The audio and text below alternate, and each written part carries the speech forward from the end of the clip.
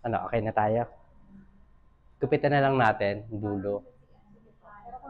Oo. After na lang ng balance para makita mo yung sinasabi kong part na magdadry dyan. And then dun sa gusto mong kulay na may pagka-gray, ash blonde. Okay, sige. Mas dadamihan natin yung blonde niya. Hindi, ako nang bahala. I-settle ko na lang yung ano. Kasi iiwasan natin madamage siya eh.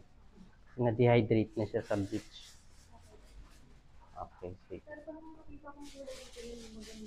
Sige, check natin.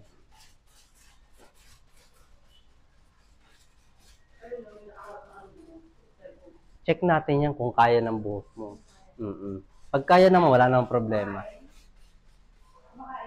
Saan ka pa galing? Taga dito ka sa Project 8? Taga Pasay ka pa.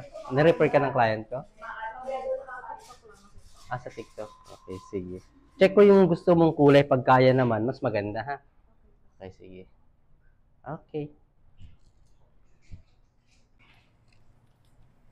Kamusta? Okay lang. Nagawan pa natin ng paraan. Achieve naman yung gusto mong kulay. Ganito yung pinakita mo, di ba? Oo. Yun nga lang ito, naka-blend na yung ginawa ko. Kasi yung before mo kanina, sati lang siya. Ganda ng look. Ganda. Sulit naman yung biyahe mo. Galing ka Pasay na? Pasay ba? Oo, Pasay. Sulit naman yung biyahe. Diba? Nabalage pa natin. Ganda.